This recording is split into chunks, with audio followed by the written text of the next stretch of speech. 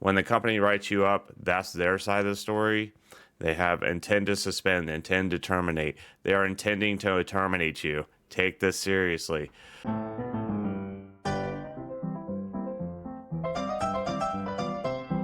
The facts, dates, and events presented in this video are from the member's best recollection and may not be fully accurate. This video is intended for entertainment purposes only. Always consult with your local union about your rights and duties at your workplace. The opinions shared on this video are our own and do not necessarily represent my employer's positions, strategies, or opinions. All views shared are protected under the National Labor Relations Act. What is going on, everybody? So today I have Greg Kerwood out of Local 25 in Boston, and we are going to be covering how to handle yourself when you go into the office. Now, right now, pretty much just about everywhere I talk to, there's write-ups like crazy. People are kind of like losing their mind over it. They feel like a lot of these write-ups are unjust, and they feel basically like their livelihood is going to get taken away. And so we're going to, us as being veteran stewards, are going to help you through that path. Now, Greg, let's just say, for instance, whether I'm a loader or a driver or whatever, I get pulled in the office, and what they're writing me up for, I think is just absolutely ridiculous. And, you know, I'm just angry and all bent to hell, even walking in there. How should I handle myself when walking to the office at that point?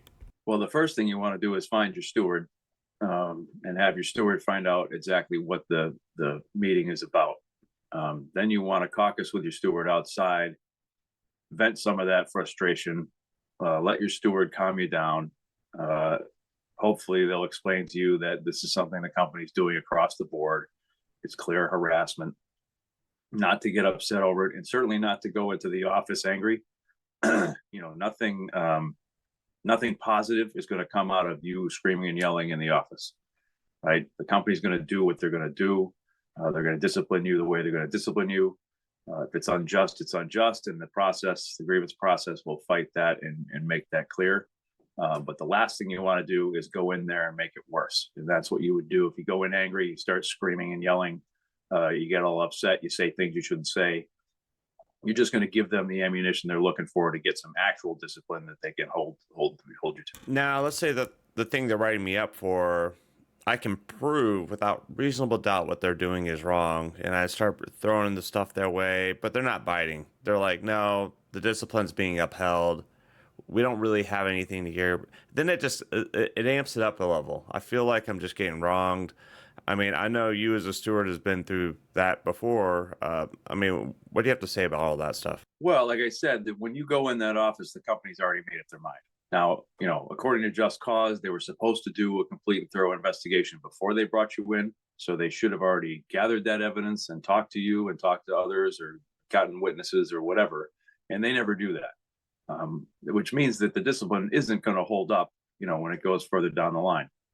So what should happen in that situation, which again, you're normal to get frustrated with that because obviously you didn't do what you're being accused of. Your steward should see that and see your agitation, ask for a caucus, pull you outside and calm you down. Because again, a lot of these things are either just pure retaliation or they're coming from corporate. We need to discipline, 200 members this week, get on it.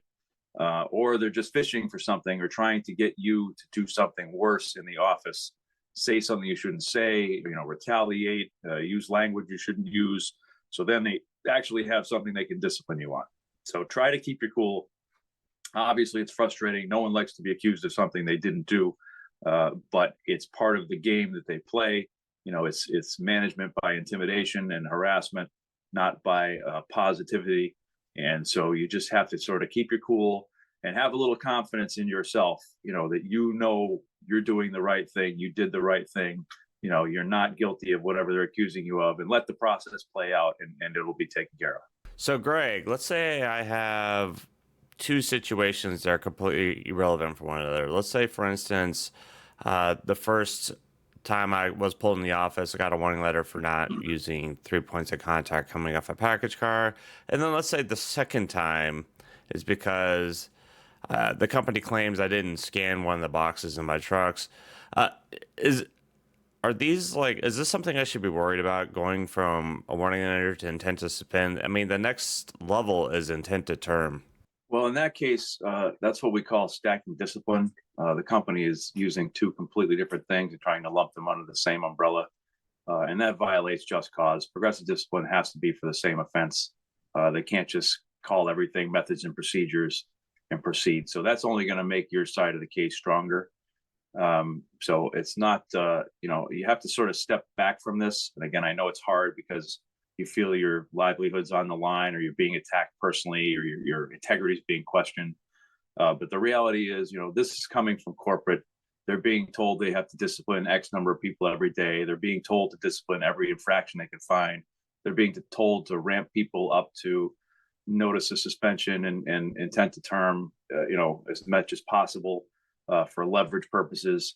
And so you have to realize what it is, realize that it doesn't, hold any water, and, let the process play out, and keep your cool, and don't make matters worse. And I've had actually a member come up to me with this one before, which is the company gave me intent to suspend, and you know, I would love to have the days off.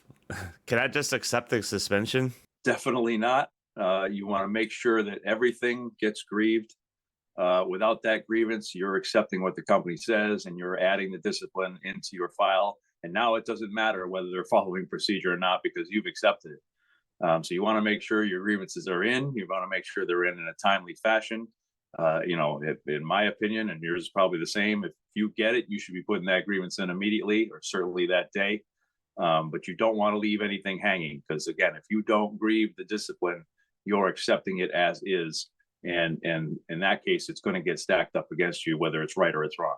The one thing you got to stay on top of is grieving. As Greg just said, some areas they do it differently, right? Where the steward will grieve on your behalf, but a lot of areas it's up to the member to grieve their own discipline. If you get an intent to term, once you give to the steward, ask him to take a snapshot or make a copy for you once it's signed off on, just for that level of security, to make sure it doesn't become untimely. Because you got to understand, when the company writes you up, that's their side of the story. They have intend to suspend, intend to terminate. They are intending to terminate you. Take this seriously. Greg, when people get up to their third, fourth, fifth intent to term, they feel like they're just getting beaten down. The livelihood's at stake, right? And they feel like just the pressure of waking up every morning, is my job going to be gone tomorrow?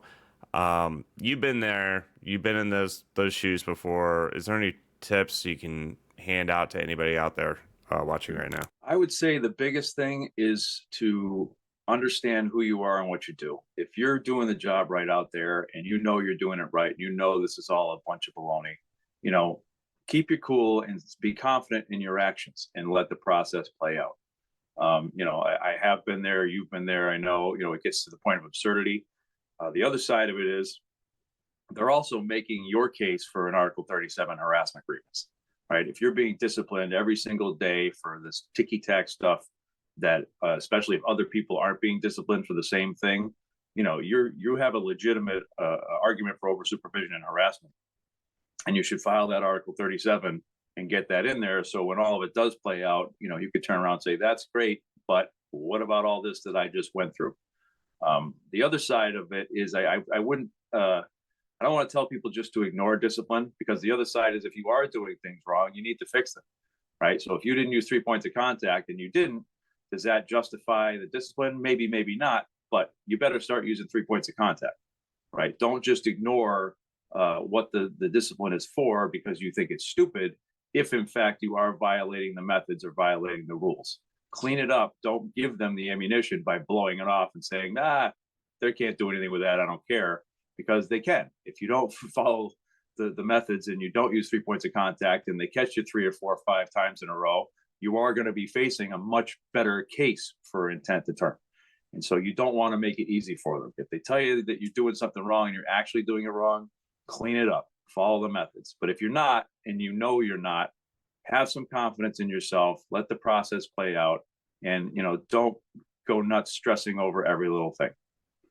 So, if you have not done so already, follow the 401k resource. Oh, hold on. It's called the UPS Teamster 401k resource page on Facebook. I always get people messaging me, hey, listen, I don't have a Facebook account, but I want to see the page. I would advise you just to create a dummy account, look at it. There's plenty of Teamster stuff on there. You don't have to get involved in all the comments, drama, and everything else on Facebook, but it's a good place to get resources and information. And I like it for networking, networking with all of their drivers across the U.S. So, and Greg, do you have any shout outs tonight, this morning? Yeah, my shout out is going to go to all the UPS members out there, who are dealing with this BS every single day. It sucks. I've been there, you've been there, we know. You just, like I said, have to have some faith in yourself and that you're doing the job right.